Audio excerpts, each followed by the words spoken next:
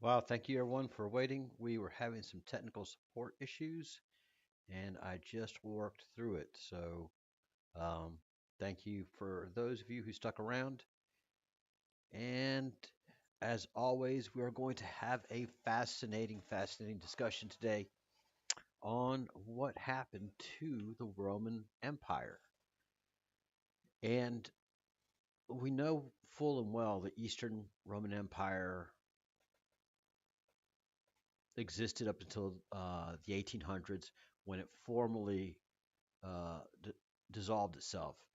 But truly, we know that the Roman Empire exists today in the eastern side through the Roman Catholic Church.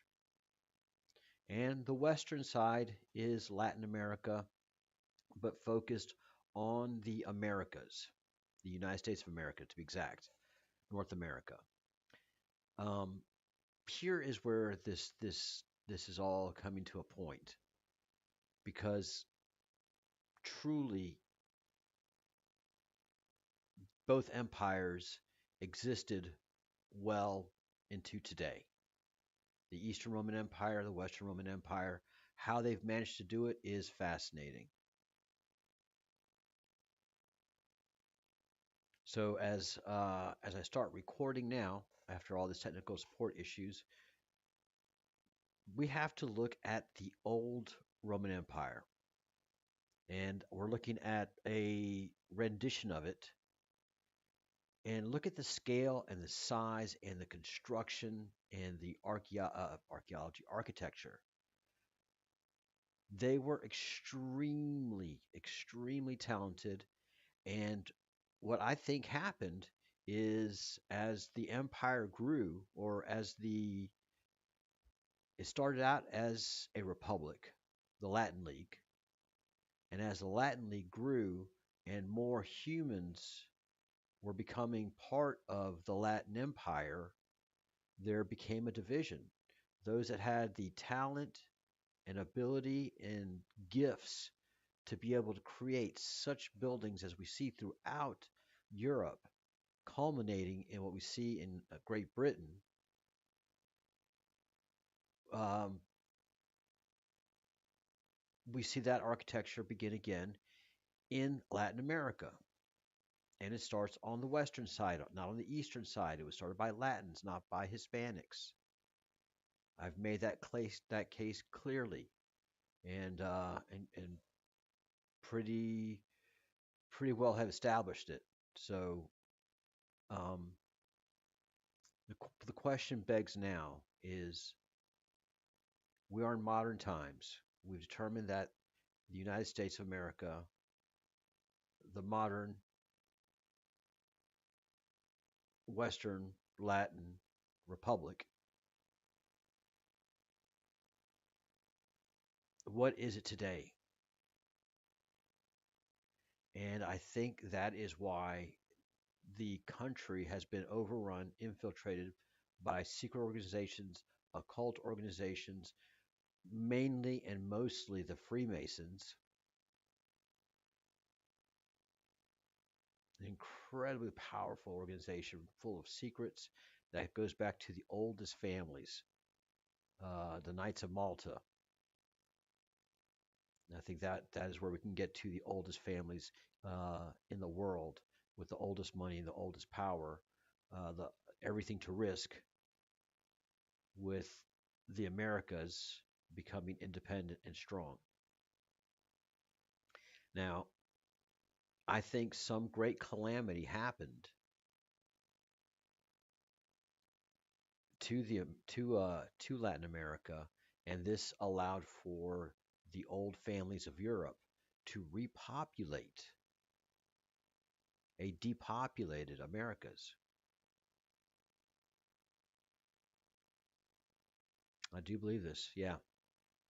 And so something that has everybody's been talking about mud flood, and one of the things that I've seen is the pictures that they show us from the 1800s of rural America. There are no trees. There are no trees to be seen in the pictures. And that to a lot of us is is striking. Where are the trees? This did not happen in Europe. What happened to Europe was the Dark Ages, and that's where the intelligent, the engineering, the best of the Latin League Empire went to the far side of Mexico, disappeared from the Mediterranean Romans, who had no idea about the Americas, because when as it's been said, um, your boy Christopher Columbus, when he sailed, he was looking for India. That's why we called them Indians. It took him a while to figure out that there was a whole nother country between India and Europe. And the way they've told us how everything was populated and the speed that it was done is impossible. Is impossible. So the calendars have been toyed with. The history has definitely been toyed with. I think the Freemasons were set up for that. Franc Maçon or Free Maçon, Maçon being a house in French, a free house. And if you were able to make it over to the Americas, you would get a free house, free land. But you have to participate in the secret. You had to become part of the secret society. And once you got over to the Americas, really there was no way to contact Europe and tell them what was happening. And I think this went through many generations.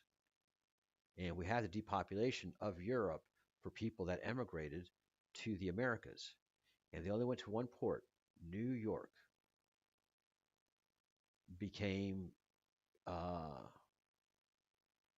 became Americanized there, and then headed out to the rest of the country. People did not come just to any port in the Americas during that time, and you were taken by ship. All the people in the navies back then were all part of secret organizations. They had their own languages so that people on shore could understand them. That's one of the things about the Galicians in Galicia in the north of Spain. We have a bunch of different languages up here, and that's because we were in constant contact with Latin America, and that's why it's Nova España and Nova Galicia. So Galicia and Hispania maintain themselves as part of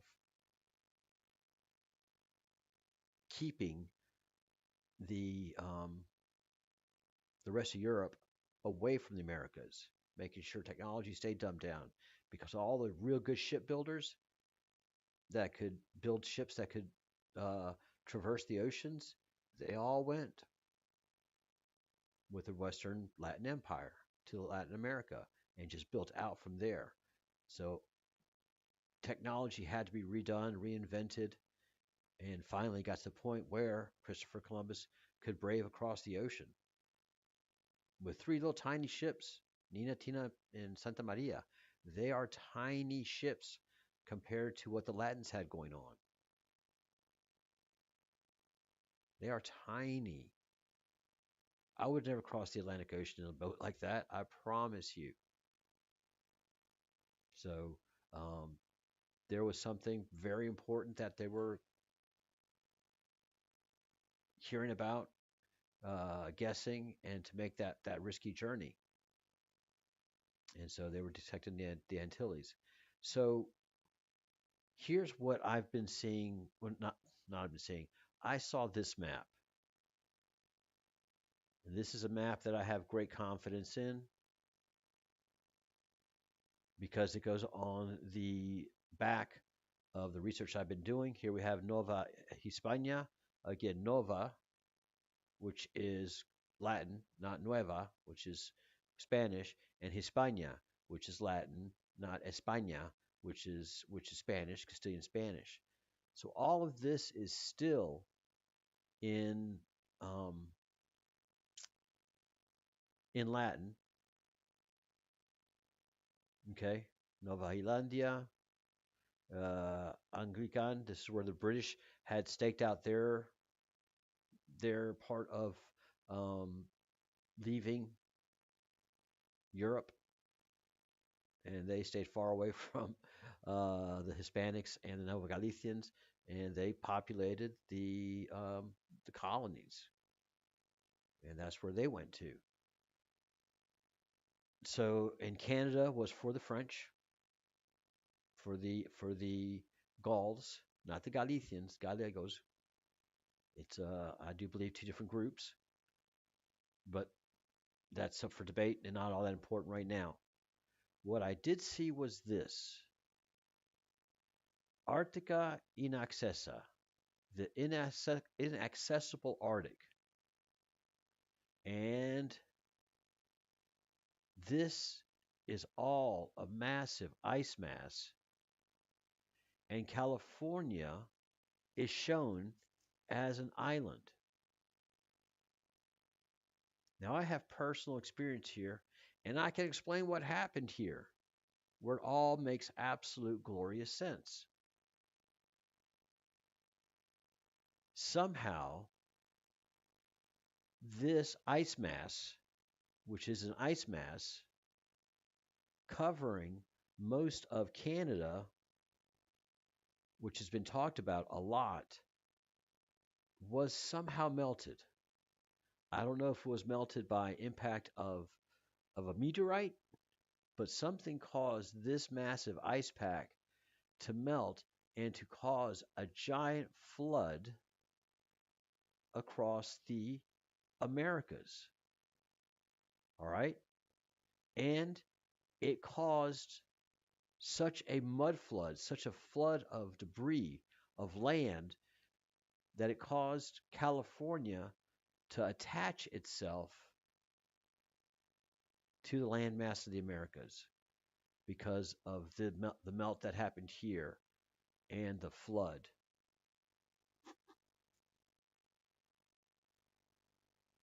And the debris and dirt. The reason I say I have experience in this is that I lived in California for a year and a half. It was shocking. I worked in San Francisco and I lived in Oakland, and the drug use that I saw and the absolute rundown of society was just shocking. It was very much a surrealistic experience. Those of you who've been to California in the last 10 to 20 years, this is 2026 January that I'm talking about. Shocking. But I did get to walk in the Oakland Hills a lot. And what I did notice in the Oakland Hills was that it was mostly made up of river rock and mud debris. So I'm up in the hills because California is mostly flatland, and it has an interesting design to it. And I started scraping as I walked, and I would walk for miles up in there.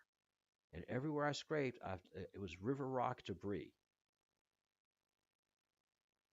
that was the consistency of the Oakland Hills.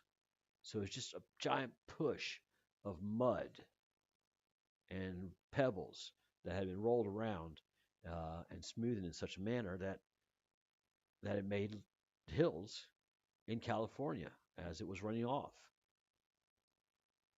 And now it makes sense. Back then, it didn't make sense to me. It made sense that the Americas experienced some kind of massive flooding event, and we see the undulating waves of water in the flatlands of Texas and California, and I had a chance to see it. I experienced it. Straight road and then just undulating hills. And that's the same thing they experience on a beach. As water comes rushing, it creates those torrents underwater. And so we have signs of a flood throughout the Americas, and it happened while California was still an island. And whatever melted this and caused that massive flood got rid of the Latins of Latin America.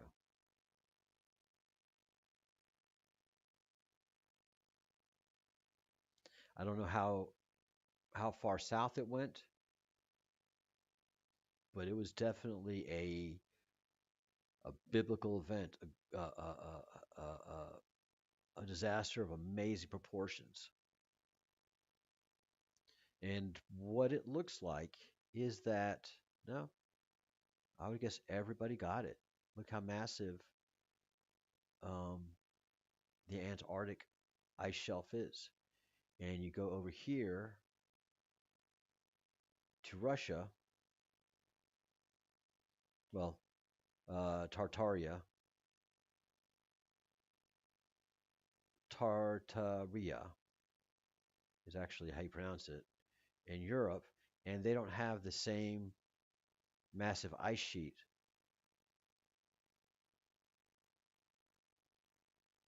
Excuse me.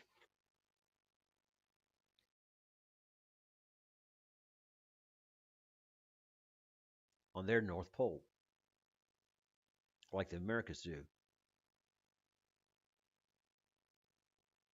So there very well could have been an attack, as crazy as it sounds. There could have been an attack from the Europes or the Tartarians or the Europeans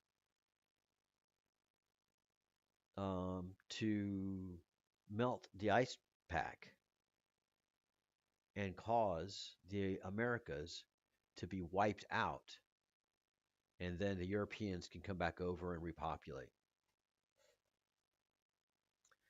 That's my story. I'm sticking to it. I'm highly confident in these maps. So the Arctic has a massive ice sheet, and there is nothing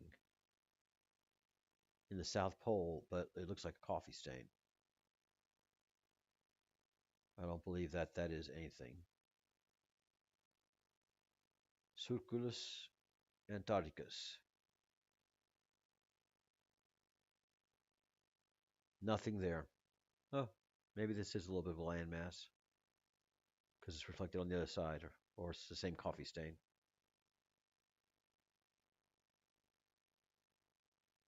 And let's see what this says.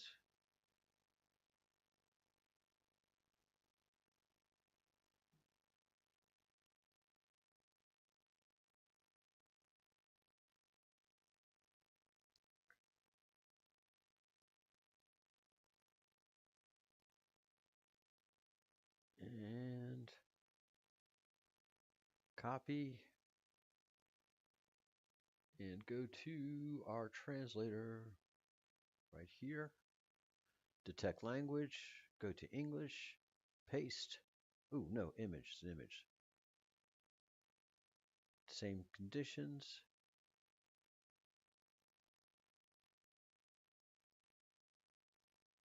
It should be noted that through the fronts of the arrows within the two lobes above point invading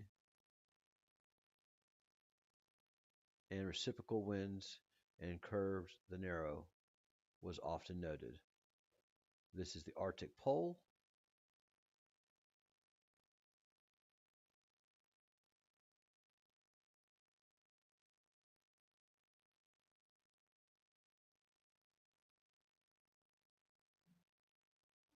Oh, Australia Incognitus. That's right, we don't see Australia here. Here we do.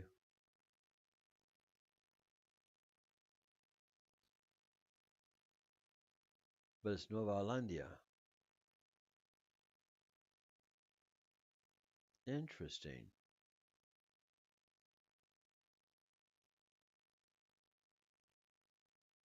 So Australia hadn't been fully mapped by then. Or yeah, it had been. Here's the other side of it.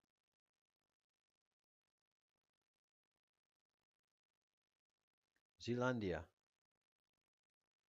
Ah, so the Dutch first.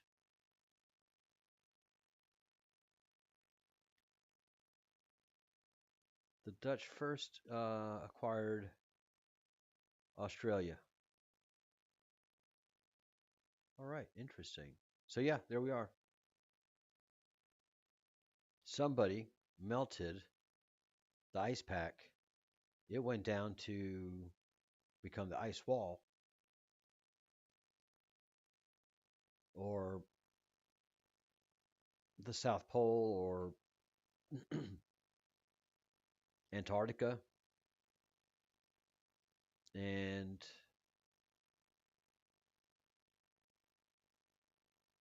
that's what happened. That's why the Americas were treeless, and that's how the Freemasons from Europe were able to repopulate the Americas. That explains the mud flood. That explains Tartaria. That explains everything.